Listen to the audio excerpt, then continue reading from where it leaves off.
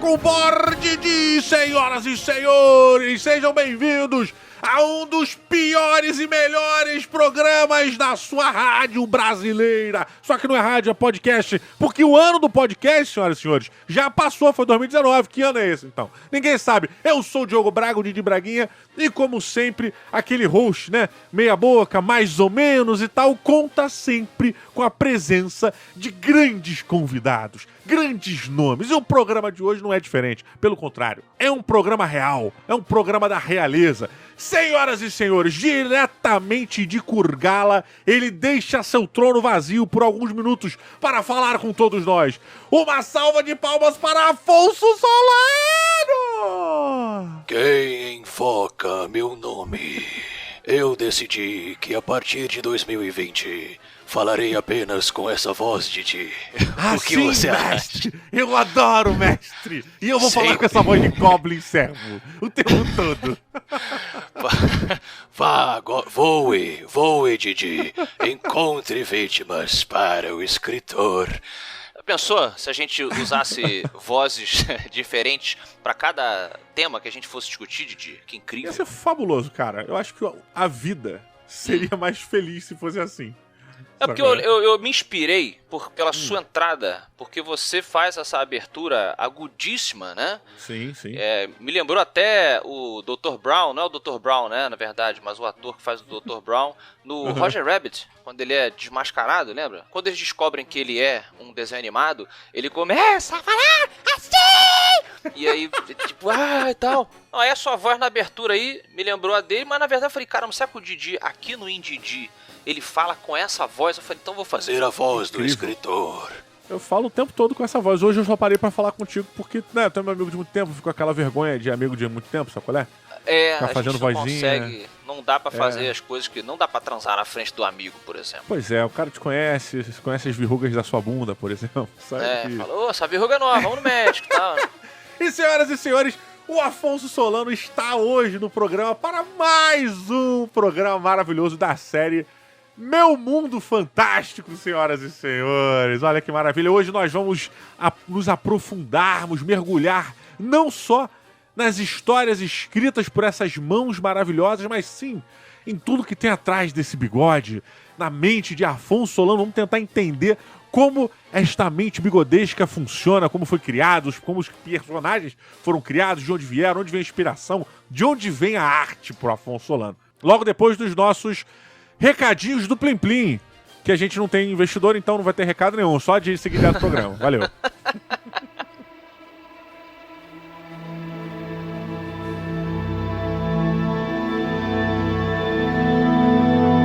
Então quer dizer que o senhor escreve livros? Eu escrevo, Didi, olha só. Veja você o que aconteceu. E é bacana um programa desse, porque primeiro que a gente já fica mais à vontade, né, de falar sobre essas coisas com um amigo, e o legal também é que você esteve lá, né, durante a nossa formação cultural lá, eu tava com você, a gente assistiu as coisas juntos, né. Fui modelo de capa, pra capa dos 2 livros, fui modelo, eu posei. Sim, aqueles glúteos, aquelas costas. Isso. Do Adapak. Exato, só que a minha versão ela não foi aprovada no final. Pelo que falaram, o pessoal da editora falou, ficou muito apelativa. E aí pediram pra... É porque dava pra ver na frente um negócio pendurado. Aí a gente fez uma adaptação. É que apesar do Adapak ser dono de 3 espadas, uma não era pra aparecer na capa. Tá vendo? Amigo sacaneia assim, já começa a esculachar. Afonso, olha, só pra deixar claro, foi o que o Afonso falou. Eu estive presente em vários momentos dessa criação, eu acompanhei muita coisa do Afonso, mas obviamente eu trouxe o Afonso aqui para fingir que eu não sei de certas coisas e, na verdade, para descobrir outras. Então, pra mim vai ter novidade também. Não é só um programa onde o Afonso vai falar coisas que eu já sei. Eu também quero entender como o Afonso pensa, como as coisas foram criadas. Eu quero chegar nessa conclusão, que é uma das coisas que mais me intrigam na mente de qualquer criador de conteúdo. Afonso, antes de você começar a escrever, já existia a vontade de se criar um mundo, né? Já. Ali no colégio, né, ali no finalzinho do 3º ano, onde a gente não aguentava mais ficar sentado ali assistindo as aulas, você já me viu desenhando a historinha em quadrinhos que seria o protótipo do espadachim. Ali ela ainda era uma coisa bem clássica, né? Tinha elfos, o Adapak se chamava Derek, que era um nome que, né, quando a gente é novo, todo mundo quer ser Jack, Derek, e esses nomes assim. É verdade. Que era uma história que eu fazia bem de novinho e evoluiu ali no colégio e tal. Mas aí depois que a gente saiu do colégio e fez aquela coisa que a gente já falou em outras entrevistas, que a gente criou um site, uma história em quadrinhos online, interativa, ali a gente testou, eu testei muita coisa com você chegou a colorir, né, os desenhos dessa história em quadrinhos. Cara, até hoje eu tenho esse momento da minha vida como um momento que é o porquê.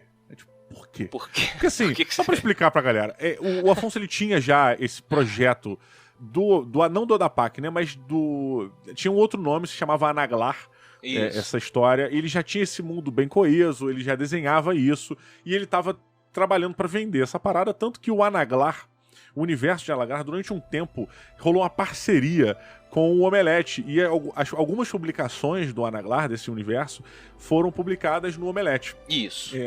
E a demanda de trabalho aumentou, alguma coisa aconteceu, e rolou a criação, né? Eu participava muito eu ficava muito mais na parte de... Pô, o Afonso tava criando algumas paradas, ele chegava, juntava um grupo, pô, o que tu acha da gente fazer isso? Porra, aí eu dava uma colaborada eventualmente nos Você era roteiros. da sala de roteiro, Didi. De certa maneira, isso. você era um dos consultores das Só histórias. que quem desenhava, e coloria, claro, eram os artistas da parada, que eram o Afonso e o Délcio. Ambos desenhistas de qualidade realmente eram muito incríveis, desenhavam bem pra cacete. Hoje em dia os dois trabalham em alguma área próxima. Na verdade o Afonso deu uma abandonada, mas ainda faz seus rabiscos aí. E o Délcio tá investido nisso, trabalhando hoje lá na ILM, né, na Industrial Light and Magic. Isso. Então, tipo, porra, tínhamos dois desenhistas de mão cheia na parada, artistas de mão cheia. Belo dia o Afonso me liga. Então, cara, tava pensando em tu aqui, cara. Topa colorir? Eu tipo, cara, tu já me viu tentando fazer algum desenho na minha... E na minha cabeça, até hoje eu fico, cara, ele tava com pena de mim? O que rolou? Cara, eu achava legal essa colaboração, né? A gente que vinha de um ambiente muito rico de absorção de cultura, de tudo quanto é lugar do mundo. A gente que sempre gostou de falar inglês, né, e tal. A gente assistia muito documentário, muito filme, muita coisa e referências muito obscuras, filmes pulp e tal. Então quando eu comecei a bolar a ideia do vamos chamar de Anaglar aqui, né? O pré-espadachim de carvão. Eu queria que vocês fizessem parte comigo. Então, claro, nem todo mundo desenhava, nem todo mundo... Mas eu sabia que você era um cara mega criativo. E eu falei, bom, além dele... O que ele pode fazer além disso? Eu não sei. Eu falei, cara, ele pode ter algum tipo de sensibilidade ali na parte da cor. E eu só queria que você tivesse comigo, assim. Na verdade, foi somando todo mundo. E foi uma época muito divertida, né? Que a gente testou muita coisa lá no Omelete. E aí, infelizmente, não deu pra continuar, porque o projeto foi realmente ficando complexo. A galera, cada um tinha sua coisa pra fazer fora. A internet não dava dinheiro, nem tinha essa chance. E aí a gente cancelou o projeto. E aí sim, eu falei, bom, deixa eu repensar aqui, com tudo que eu aprendi com eles. Se eu quiser transformar isso em uma obra mais complexa. Aí eu falei, bom, volto para a prancheta. E eu fui estudar mais ainda. Aí eu fui estudar os grandes escritores, as grandes autoras. Antes de você ir para os grandes escritores, qual foi a grande lição que você aprendeu dessa época? Cara, eu acho que não só uma, mas várias, assim, em termos de como que o público... As coisas que eu, na teoria, achava que o público leitor iria curtir. Quando a gente colocou o projeto no Omelete, eu pude ver quais que eu sabia fazer, quais que eu precisava melhorar, e etc. Eu entendi que as pessoas curtiam, claro, um universo clássico de fantasia, mas eu enxerguei que já tinha tanta gente talentosa fazendo universos clássicos, que eu falei, talvez exista uma brecha para que alguma coisa nova, alguma coisa originalíssima possa se destacar aqui, porque até então eu estava fazendo algo que já existe de semelhança com outras obras, né? Então eu acho que eu saí dessa experiência com essas e outras liçõezinhas. Cara, eu achei que você fosse cair pra nunca mais trabalhar com aquele grupo, mas... Também, essa aí... Com você eu não consegui escapar, né? Repetir o equívoco no MRG. Não, porque eu lembro disso muito bem, cara. Teve uma época que a gente... Isso, sei lá, quando o MRG tinha, sei lá, 6, 5 anos. Eu cheguei a pedir... Eu fui pedir desculpas oficiais pro Afonso. por ter afundado a Anaglar. Porque às vezes eu fico repassando o meu passado na mente e vem toda a dor e culpa de coisas que eu fiz. Eu percebo que eu cometi erros, que às vezes eu não percebi na época, e coisas que eu poderia ter feito melhor. Eu falo, puta, então eu fui culpado. E aí eu percebi que talvez, se eu tivesse mais dedicação ao Anaglar, talvez o projeto não tivesse afundado. Aí eu lembro que eu pedi desculpas oficiais pro Afonso. Falei, cara, desculpa mesmo, eu acho que eu podia ter me dedicado muito mais a isso, ao projeto. Mas, cara, falando, acho que assim, a gente não tinha também o cenário que a gente tem hoje, né? A gente tá falando aqui, quem tá escutando aí, tentando se situar, a gente tá falando que no final do colégio, a gente tá ali com o quê? 18 anos ainda? 17 para 18? Mais ou menos isso, né? 19. Então, assim, além da internet não ser o que é hoje, nem próximo disso, a nossa cabeça também era outra. A gente estava tentando se descobrir enquanto pessoinhas e enquanto profissionais. Então eu não culpo ninguém. Claro que eu fiquei chateado na época, porque eu tinha uma visão da parada, né, e tal, mas eu fiquei chateado, mas eu super entendo, porque não tinha como a gente se dedicar a uma parada que era muito desconhecida. Então... E se a gente não tivesse interrompido o projeto, eu acho não. Tudo bem que ele poderia ter evoluído para uma outra parada, mas eu acredito aquela queda, digamos, a revolução que o projeto precisava para ele encontrar a identidade própria que é hoje o Espadachim de Carvão. Por mais que o universo de Anaglar tenha sido a inspiração e o ponto de partida do projeto de Kurgala, eles ainda são bem diferentes. Muito. Eu diria que a única coisa que sobreviveu foi a estrutura narrativa do protagonista da série, do Adapak, ser uma espécie de semideus ou de uma pessoa com uma visão privilegiada dentro daquele universo para que ele pudesse nos contar essa história. Porque no original ele era tipo filho de um dragão, mas ele era humanoide. Ele era uma mistura também de várias raças, assim. Tinha uma coisa de elfo com orc com outra coisa. Tinha ali um princípio do que eu depois iria retrabalhar com Adapak. Porque o resto, as criaturas e o mundo mesmo, ele era muito fantasia clássica. Então eu diria que... E alguns plots assim que eu escrevi, né? Plots gerais, tipo a busca pela chave de Plim Pim Pim, lugares, cenários, muita coisa foi com certeza aproveitada e retrabalhada. Vamos dizer assim, eu troquei o skin e ajustei determinadas, como se fosse uma campanha de RPG, né? Que você pode contar uma história parecida no universo cyberpunk e no universo de fantasia. Sacou? Mais ou menos o que eu tô tentando falar? Assim, você só ajeita, sim. Né? O taverneiro ali vira um robô. Né? O navio voador vira um navio na água e tal. Então... Claro. Mas é engraçado porque tem o peso da época, né? Se eu não me engano, o Derek, ele usava roupas meio que do Gaston. Não é exatamente da Disney, o Gaston da Disney, sabe qual é? Mas ele tinha aquela pose. Se não me engano, ele usava um coletinho, tô errado? Ele tinha, eu concordo com você, assim, até pelas cores, eu acho que tinha uma influência um pouco mais disneyca e talvez o mundo do Anaglar, ele era mais bem estruturado no sentido social, arquitetônico, né? Ele era mais Dungeons and Dragons, como a gente tá falando aqui. Isso é o que você falou, E aqui, já no Espadachim hoje, Kurgala já é uma parada, ainda falando de RPG, pra quem gosta, é mais um caminho meio Dark Sun. Sim, é uma coisa mais rústica e realmente com pouquíssimo recurso, mais tribal. Pois é, uma pergunta bem de origem, bem de base, apesar de a gente ter falado um pouco sobre o início de tudo. A história, ela surgiu ou você construiu ela? Como é que foi essa criação? Como é que foi que Kurgala se materializou nas páginas de O Espadachim de Carvão? Cara, então, eu não acho que houve um lampejo, um facho de luz. Aquele cocô mágico, né? Que tava fazendo aquele cocô incrível. Pois é, o cara ajoelhado ali, né, com o queixo assim no punho, tipo, Eureka! Não, engraçado. Houve uma série de, como eu falei ali, eu depois que o projeto caiu, vamos chamar assim, do Omelete, Sim. eu voltei pra prancheta e comecei a estudar. Foi a fase, eu diria que pelo menos uns 2 anos de muito estudo.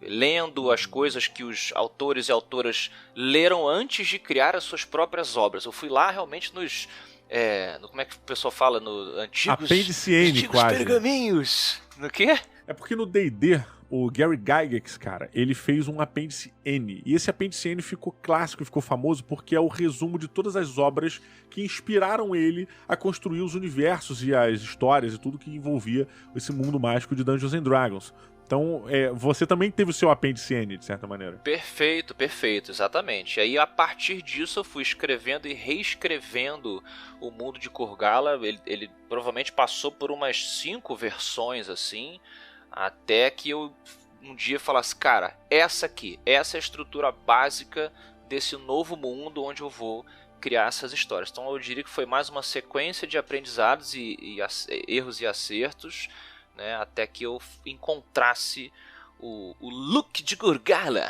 Então é como se você vislumbrasse algumas sombras do que seria Kurgala ou do que é Kurgala e você fosse se aprofundando mais nessa caverna para desvendar de onde vêm essas sombras, né? Como é que é? É porque eu fico curioso, na verdade, com um processo de criação. É mais ou menos isso, sabe? É uma coisa que você um belo dia tá fazendo cocô, ela aparece, ou é uma construção? E você disse que era uma construção, era uma coisa que você foi recriando, e você escreveu 5 vezes, e você foi e voltou. Mas como é um universo que não existe, que ele transbordou da sua mente pro papel, o que me intriga é os parâmetros que você usou. Esses parâmetros que formaram as fundações de Kurgala, quando você olhou para esses parâmetros e falou assim, porra, é isso, Kurgala precisa disso.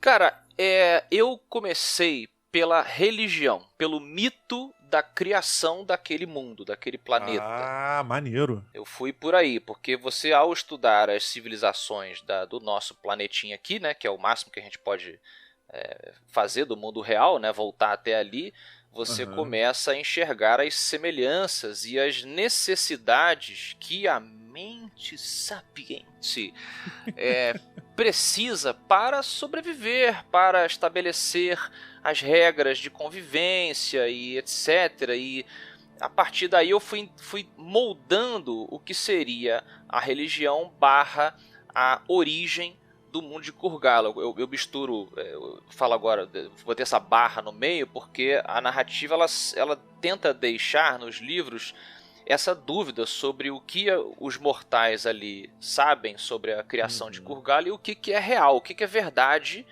que o Adapak sabe um pouco mais do que todo mundo, porque o pai dele é um deus. Então eu fui a partir daí, entendeu? Porque a religião daquele determinado povo, ela vai determinar a forma como eles se enxergam no mundo, como eles veem uns aos outros, o propósito deles, os valores morais. Então eu queria algo que determinasse, primeiro, esses 4 pilares, né? Cada deus, ele tem uma personalidade. A gente tem ali o viajante, a lança, a voz e o artesão. E a partir do momento em que cada um deles criou um continente e cada um deles criou as suas espécies particulares, esses ambientes, esses continentes e essas espécies, elas conversam com a origem, com a imagem, com a identidade desse deus. Então você tem o continente que foi criado pela lança. Ele é muito mais agressivo, ele tem um pensamento mais, como é que a gente pode colocar, até belicoso, militarista, do que um povo que vive no continente da Voz Esmeralda, que, né, tem historicamente foi o deus que tentou conversar com as bestas, né, para tentar resolver a treta. Então você, entendeu? Eu vou tentando mostrar justamente essa estrutura. A partir daí você vai, então as pessoas vão se arrumando dessa forma. Né? E cara, pra você, depois de ter criado esses alicerces, no caso, esses 4 alicerces, né? essa fundação, isso facilita o restante da história ou isso limita? Porque assim, o que eu quero dizer a partir do momento em que você tem essa fundação que dá origem a tudo, você tem meio que um pilar onde você pode assumir um modo operante de funcionamento. Você pode derivar daí uma química, uma física, você começa a ter a interação das coisas acontecendo de maneira que fuja ao seu controle. Você não define mais a maneira que acontece. Isso já foi definido na sua criação ali, na essência do mundo. Isso pra você é um facilitador? Como é que você lida com essas dificuldades? Cara, eu acho que justamente... Eu tô começando toda a minha frase com cara, né? Você já reparou que ficou Acho que você é um cara um pouco letrado. Parecendo até o tal do Diogo, mano, do Matando Robôs Gigantes. É que realmente a gente fica muito à vontade, né? A gente volta a ser moleque. Isso é muito maneiro. Eu sempre achei e concordei e aprendi que no entretenimento as dificuldades elas são sempre mais interessantes do que as possibilidades dentro de uma dinâmica. Você pode falar isso em termos de jogos. Então você está lá vendo um futebol, você está vendo um vôlei. Né, se as pessoas pudessem usar a mão, ia ser uma coisa, né? Beleza, legal, joga a bola dentro. Mas por botar a pessoa que teve a sacada do pé, tipo, pô, vou jogar com o pé. Com o pé, brother? Pera aí, você até se ajeita na mesa. Porra, agora eu quero ver essa galera chutar essa bola com o pé. Né? Então, assim, essas regras que eu estabeleci... Agora eu tô imaginando a Idade Média, quando o John Futebol, ele criou o futebol, se alguém foi queimado na fogueira. Ele quer que a gente chute a bola agora. Bruxaria, blasphemy. Quem usa os pés é o diabo, queimem ele. Não é o pé sujo, não tem uma das variações? É o pé sujo, cisca para trás. Pois é, mas... Cara, mas é justamente conforme você estabelece essas limitações que a religião, que a magia, né? Como é que a magia de Kurgala funciona? Eu botei lá, toda a magia de Kurgala é proveniente das relíquias que os deuses deixaram para trás antes de abandonar o mundo. São essas ferramentas, esses cristais que eles usavam para construir, para ajudar os mortais e esqueceram ou deixaram propositalmente para trás.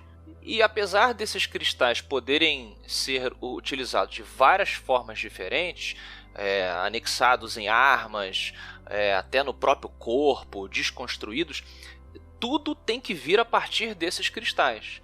Então você cria esses desafios, mas é do desafio que a sua criatividade enquanto escritor, criador, ela vai aflorar, e a própria criatividade dos personagens, eu diria. Porque se tudo for muito simples de ser executado, além do plot ficar fácil do próprio leitor descobrir a solução, eu acho que você não incentiva aqueles personagens fictícios a tipo, véi, como é que a gente vai sair daqui? O teto tá baixando.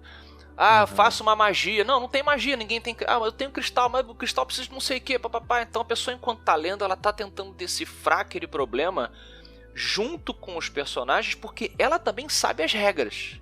Sim. É igual o princípio do futebol que eu falei pra vocês, que é maneiro. Você tá ali torcendo porque você sabe a possibilidade que aqueles jogadores podem fazer. Se você não souber essas regras, é igual quem fica assistindo, sei lá, beisebol. Mano, eu gosto de beisebol, hein, o desgraçado.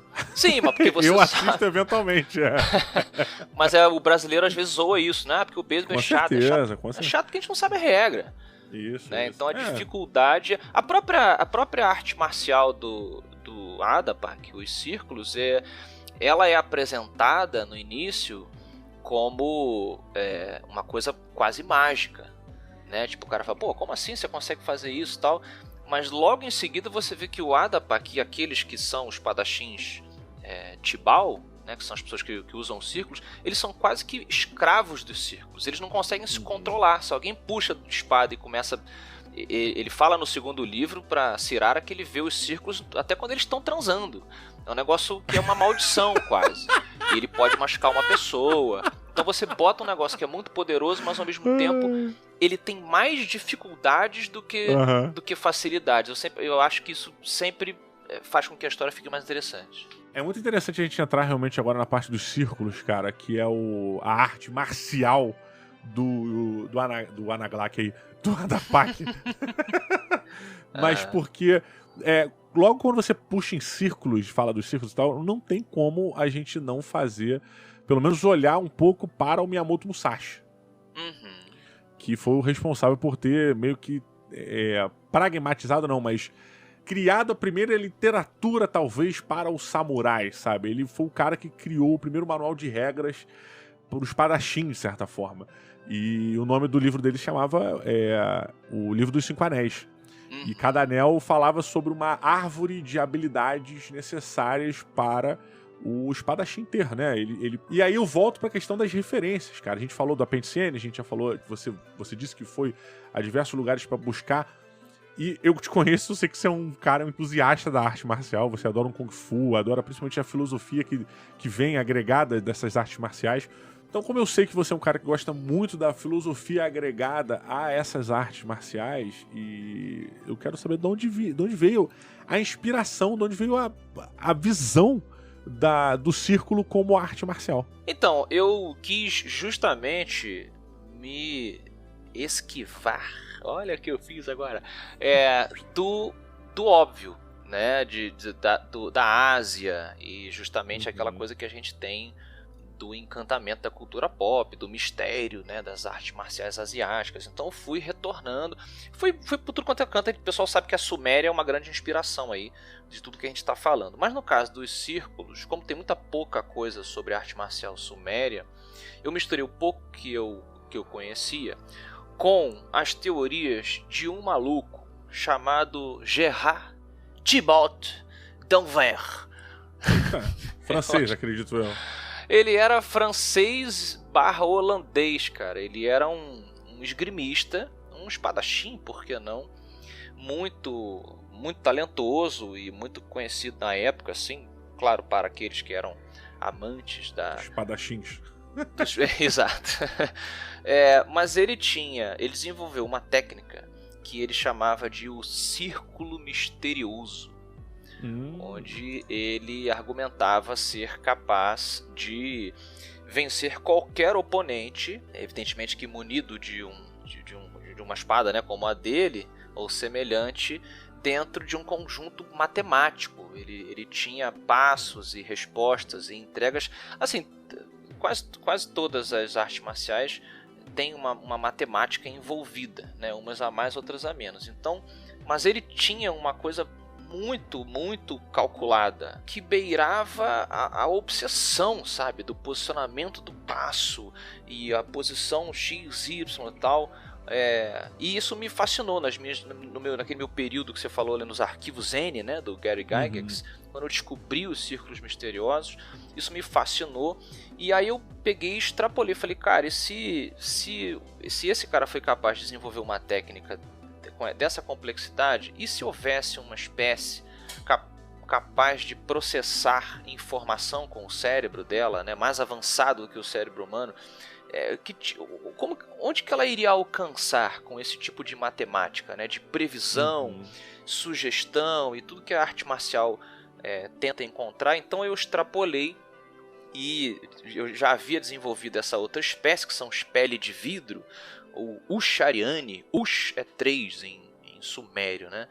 E eles são capazes eles têm um processamento de dados na cabeça deles muito, muito alto e tal. E eu falei, caramba, como seria a arte marcial dessa galera a partir desse princípio? E aí os círculos foram se desenvolvendo, onde eles teriam eles chamam de tapetes, né? Um tapete de círculos para cada espécie de kurgala, um negócio que foi desenvolvendo através da história e tal.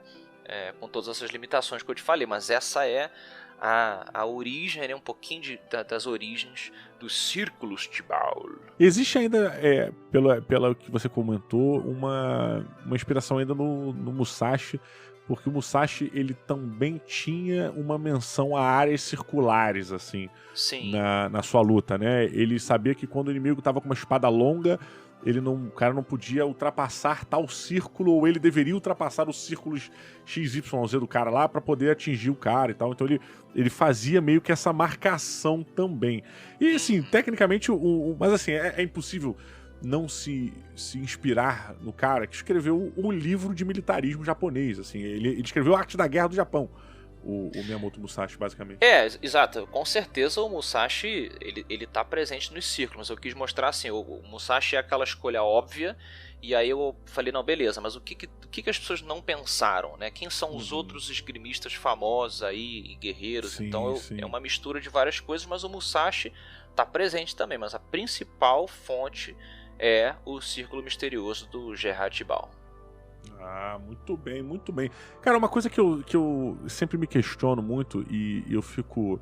Eu acho que talvez, no caso, no momento em que algo é criado e a gente tem que continuar alimentando esta criatura, né, que já não pertence mais a você, mas você simplesmente alimenta ela, a partir do momento em que você escreveu o Espadachim de Carvão, o primeiro livro, pum, soltou.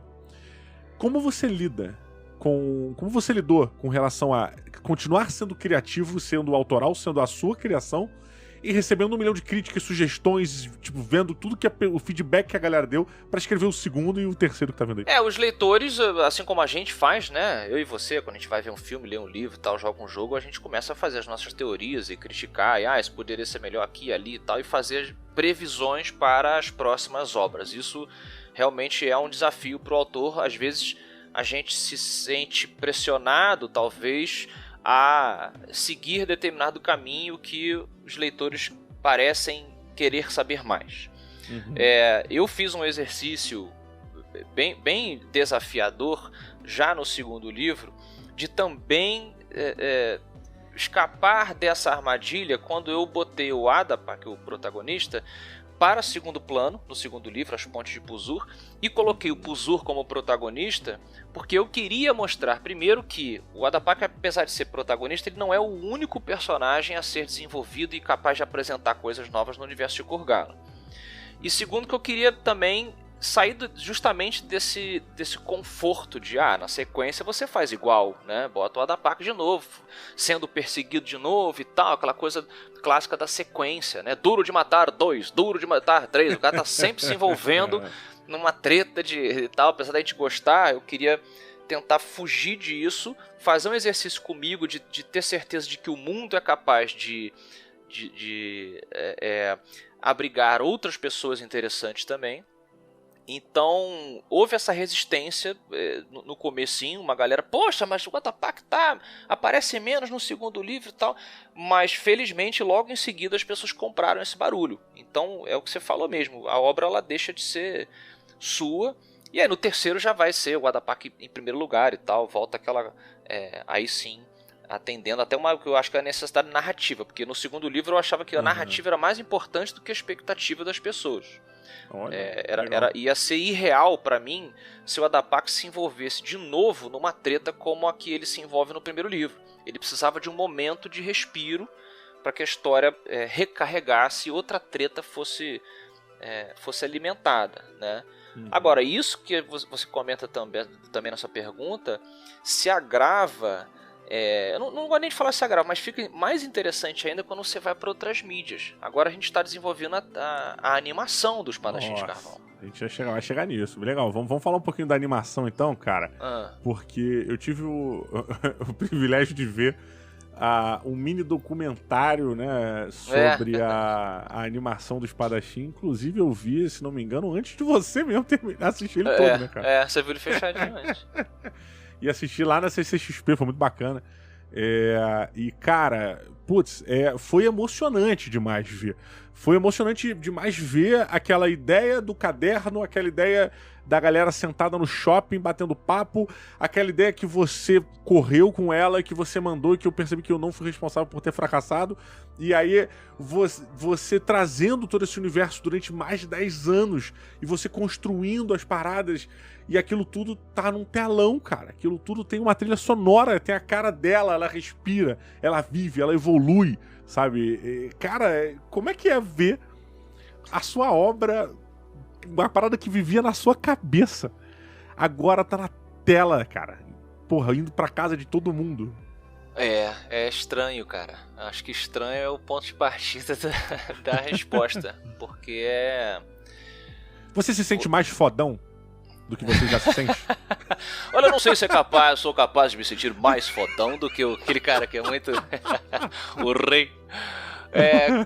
Cara, é esquisito mesmo, é estranho, porque eu costumo falar, eu acho que eu falei até no primeiro MRG que a gente falou do espadachim, quando o livro lançou, que às vezes eu me sinto como você também se sente quando você mestra uma aventura.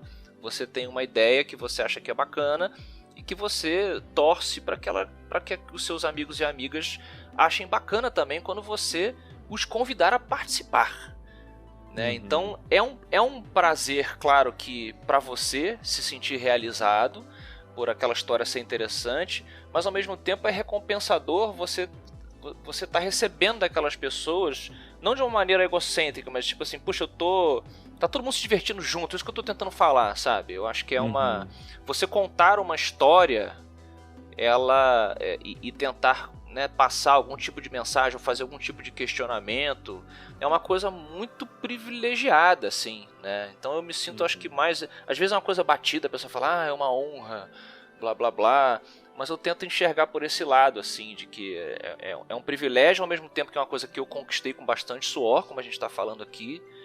E então, assim, dá um medinho mesmo, tipo, caramba, agora o negócio tá num outro nível e eu tenho que espero continuar agradando. E aí entra no ponto que a gente estava falando na última pergunta, porque você coloca um grupo de pessoas na produção da obra que tem as próprias questões a fazer na obra junto com você agora, tem a própria visão, não diferente, né, da visão que você tem, claro, o criador, mas eles projetaram coisas e entenderam coisas da sua obra que você entende um pouco diferente.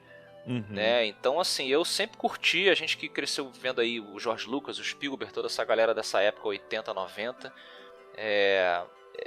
eu acho que a colaboração sempre é importante. Então, contanto que, na minha visão, a estrutura seja mantida. Então eu descobri uma galera muito talentosa do Estúdio Split, que me apresentou ideias, muitas delas desafiavam determinadas pré-definições que eu havia feito, mas me desafiavam de uma maneira boa. Tipo, caramba, eu, como estou tão inserido no bagulho, eu não tinha visto esse negócio por esse ângulo aí, caraca. Mas você diz de imaginar o que você escreveu de maneira diferente, é isso? Não diferente, mas assim, de um outro ângulo. Tipo, pô, você vai contar essa história dessa forma aqui. E se essa forma fosse por esse caminho aqui? Tipo, caramba, realmente, eu não tinha pensado. Porque é impossível a gente pensar por tudo. É porque eu não quero falar pra não dar spoiler, assim. Claro. Né? Não, mas só pra deixar claro até pra galera, em tudo que a gente tá conversando aqui, toda a estratégia que o Afonso vem falando, é meio nítido que o foco das histórias que ele conta não é o Adapak, é Kurgala. Kurgala é o mundo que está sendo criado, está sendo desenvolvido, está sendo entregue para os leitores e agora, na versão, quem sabe, aí Netflix para TV, Amazon Prime, não sei, é a versão desse universo expandido aí que tá vindo, com novas histórias, novos personagens, né?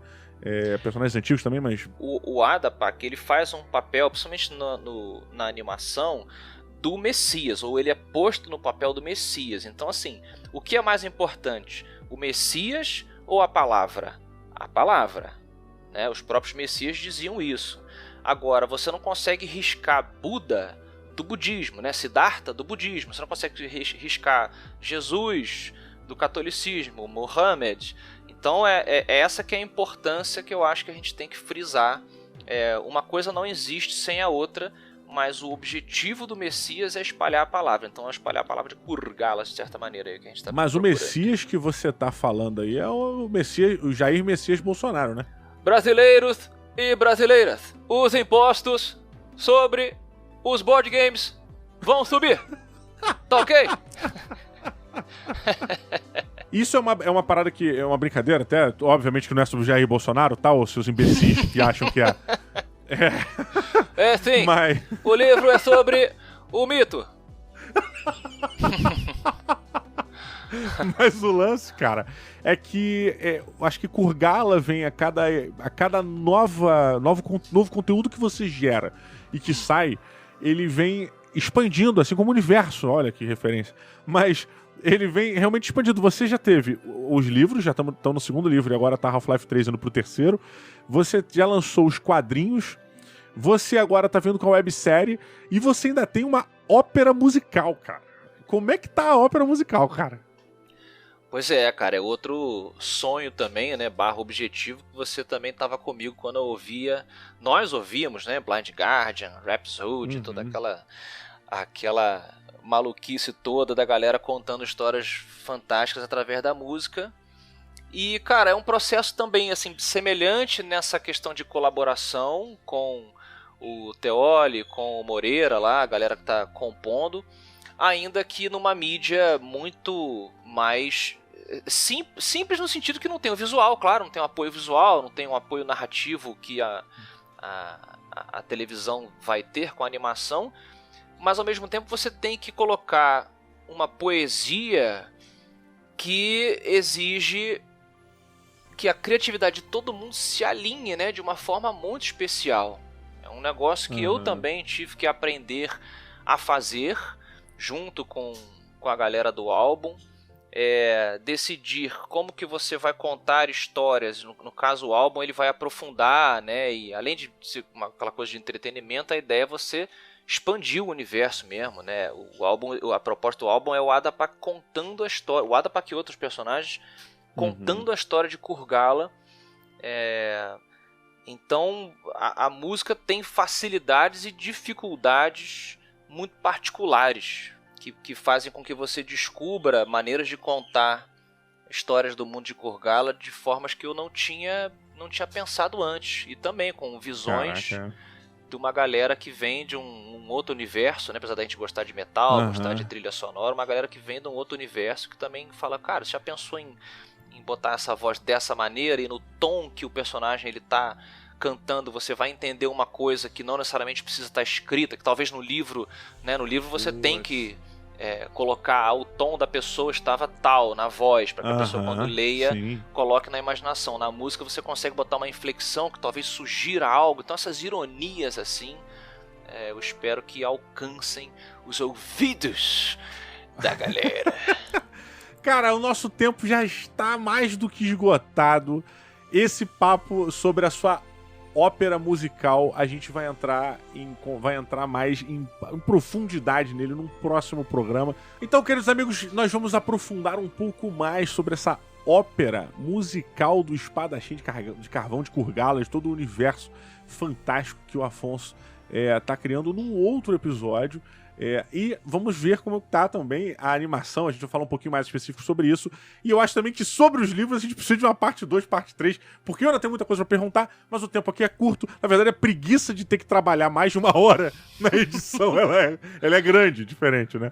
Não, mas ficou especial, cara. Eu achei que ficou especial porque a gente abordou justamente com esse... Olha, a gente tá falando do olhar de outras pessoas, o seu olhar muito carinhoso de alguém que estava presente, mas é verdade, falo com amor e com profissionalismo de quem estava com você lá. E foi um programa especial, eu achei, porque a gente fala de coisas que a gente estava presente. Então, ver o Espadachim onde está, estar ciente de que se não fosse a presença de você e de todos os meus amiguinhos e amiguinhas, a coisa teria sido bem diferente, cara. Você sabe que eu falo from the bottom of my heart. Pra quem acompanhou até aqui agora, até esse exato momento, lá no PicPay vai rolar um super sorteio do primeiro e do segundo livro do Espadachim de Carvão. Então, se você ainda não é um assinante do PicPay, clica aí na postagem que tem um link pra você assinar. Galera, um abraço pra todo mundo. Muito obrigado por terem ficado até agora. Afonso Solano, muito obrigado por ter vindo, senhoras e senhores.